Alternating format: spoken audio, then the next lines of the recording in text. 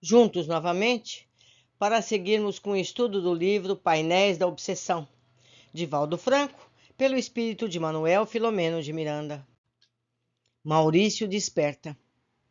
Permaneciam-me as impressões constrangedoras da desencarnação do Sr. Marcondes, e o quanto conservava da desagradável cena da vampirização dos seus despojos carnais, levando-me a demoradas reflexões e preces intercessórias pelo seu refazimento. A morte, indiscutivelmente, é o encerramento do ciclo biológico, do ponto de vista físico. Todavia, a libertação sempre se dá de acordo com os condicionamentos e vivências que são mantidos ao longo da existência. Não havendo nos estatutos divinos regimes de exceção, é muito justo que cada candidato ao progresso cresça conforme os seus recursos e ascenda na escalada da evolução mediante os sacrifícios que se imponha. O estado mental e as ações morais de cada criatura respondem pelas suas legítimas conquistas, aquelas que se lhe incorporam inelutavelmente à realidade interior. Consoante o ser humano vive, assim desencarna, experimentando as presenças espirituais com as quais afina e atrai, da mesma forma que os sentimentos cultivados se lhe transformam em amarras constritoras ou asas de libertação. Sob quaisquer hipóteses, porém, a desencarnação é momento grave para todos os espíritos, que nela encontramos o desenfaixar dos liames retentivos na terra para o prosseguimento da vida em novas experiências, continuação natural das que nos permitíamos viver. Os vampirismos, em linha geral, são um estágio avançado de alienação e zoantropia dos desencarnados que tombaram nas garras da própria insânia, deixando-se dominar por mentes impiedosas da erraticidade inferior, às quais se atribuem a governança dos destinos que se lhes permitem submissão em face do comportamento alucinado mantido enquanto na Terra. Por outro lado, as suas vítimas encarnadas experimentam as pungentes angústias que decorrem da conjuntura infaustosa, em subjugações cruéis, de curso demorado, que se alongam até além da sepultura. Sob outro aspecto, o vampirismo entre desencarnados que se odeiam constitui lamentável acontecimento que sensibiliza e propõe imediata transformação em quem o observa, sem que os envolvidos na rude peleja consigam experimentar breve pausa que seja para a reflexão ou o repouso. O que eu observara, no entanto, quando da chegada dos vampiros para absorver as últimas energias do cadáver do recém-desencarnado e sugar os elementos vitais que permaneciam no sangue expelido, suplantava tudo quanto até então conhecia no gênero. Acompanhar essas experiências dolorosas em matadouros, quando hordas ferozes se arrojavam, sangue sedentas, sobre os animais abatidos, ainda com reflexos condicionados, impondo-lhes tremores. Este comércio entre as mentes atormentadas e atormentadoras é o resultado dos desmandos de uns e outros, vítimas de algozes que se mancomunam mediante amistosa vinculação, produzindo paisagens infinitamente constritadoras, gerando redutos coletivos de expiação inimaginável para os domiciliados no corpo físico. Mesmo para muitos espíritos desencarnados que se movimentam na linha da dignidade e do equilíbrio, esses redutos de sombra e purgação demoram-se ignorados até quando se lhes faz necessário que dispensem socorro àqueles que ali estagiam, e são-lhes afetos ou conhecidos que rogam e aguardam ajuda. Tudo são lições que propiciam o crescimento espiritual de quem anela realmente pela espiritualização própria. Como as mentes encarnadas, menos alguma daquelas que travam conhecimento com a vida do além-túmulo, jazem adormecidas, preferindo as utopias e os engodos, as fantasias da imaginação descontrolada. Com isso, não pretendo censurar quem quer que seja. Cada dia aumentam os fenômenos obsessivos e as desencarnações inditosas tornam-se mais comuns em face do esclarecimento que foi desenhado, cedendo lugar à indiferença e ao desar e ao sofrimento. Vivem-se, por isso, panoramas de perturbação variada, nos arraiais terrenos, cada vez mais lamentáveis, que a dor abençoada se encarregar de modificar na sucessão dos tempos.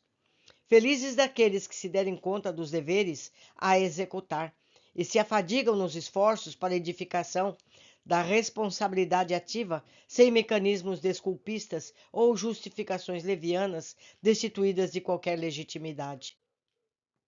Reservei-me estudar a questão do vampirismo aos despojos carnais, incluindo mais uma vez que morte é somente mudança de traje, sem o descartar das roupagens fluídicas que condensam a matéria.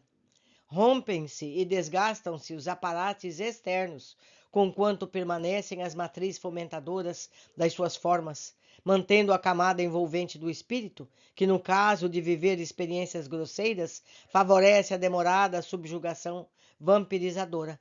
Nos casos de espíritos equilibrados, os dínamos psíquicos que se encarregam de elaborar as forças fluídicas produzem energias de peso específico que alçam o ser a regiões de plenitude superior, aformoseando-se, propiciando-lhe paz por ausência de condicionamentos perniciosos de intoxicação por venenos vibratórios.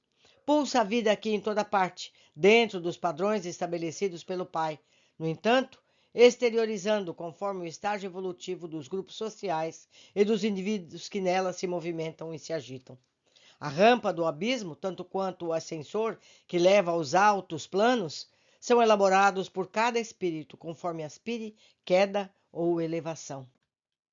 Aprendendo com as lições que nos eram propiciadas, recebi o diligente Dr. Lustosa, que veio ao meu encontro informando. Tive notícias de que o nosso Maurício retornou ao lar. A informação me chegou com um estímulo, retirando-me das reflexões mais fortes para acompanhar as esperanças de um futuro abençoado, pelas realizações de vidas que estavam sendo chamadas ao crescimento e à vitória. Após o encontro que manteve com nossa irmã Angélica, prosseguiu otimista. Conforme nos recordamos, encontrou a Bíblia, deixou-se inspirado ler e meditar alguns salmos, passou a inicial para a renovação que se fazia indispensável. Posteriormente, passou a ler o Evangelho, segundo São Mateus, e a vida de Jesus, particularmente o Sermão da Montanha. Banhou-se a alma com serenidade, iluminou-se a mente onubilitada com novos conceitos que o estão norteando. Dispensável dizer que a nobre benfeitora vem oferecendo assistência pessoal, tendo em vista o futuro que ele poderá eleger e construir com amplas possibilidades de serviço e realização, na equipe espírita que ela vem auxiliando e conduzindo. O narrador fez uma ligeira pausa e deu prosseguimento. À medida que os dias se sucedem, as fixações do inconsciente, que guardou as emoções e esclarecimentos do desdobramento pelo sono, foram subindo à consciência como recordações agradáveis que lhe propiciaram júbilos e amarguras. Os primeiros em razão de fluir de uma paz que já se desacostumara, e as segundas em razão de sentir-se deslocado no grupo a que se associara.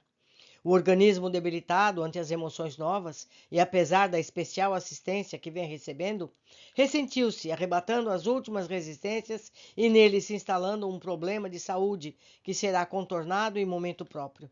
Como era de se esperar, adveio a recordação do lar, a saudade da família e a solidão entre tantos desarvorados impõe a viagem de volta.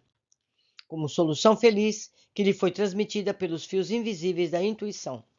Fez-se o filho pródigo, cuja parábola arrancou-lhe lágrimas, nascidas no âmago do ser, em arrependimento sincero e oportuno, com novas disposições, enfermo e fracassado na competição das enganosas conquistas da coisa nenhuma, encetou viagem de retorno. A imensa distância foi sendo vencida com dificuldades, usando os recursos da carona, dos expedientes em uso pela atual juventude inquieta, o que lhe permitiu surgir no lar para gáudio dos pais ansiosos e dos irmãos afetuosos, que jamais haviam concordado com a loucura da sua tentativa equivocada de buscar o sucesso. Agora recupera-se e medita, chora e espera. A irmã Angélica nos convidou para uma visita ao jovem amigo quando se lhe propiciara uma oportunidade de travar contato com o espiritismo, em razão da visita que lhe será feita por abnegado ceareiro das nossas hostes, domiciliado na região e devotado lidador da terceira revelação. À hora própria, seguiremos daqui com o nosso Bernardo, devendo encontrar-nos com a mentora que nos aguardará para que participemos do evento benéfico. Eram-me informações valiosas, em considerando que o nosso caro Maurício encontrava-se fortemente vinculado ao processo de crescimento espiritual dos nossos Argos e Áurea.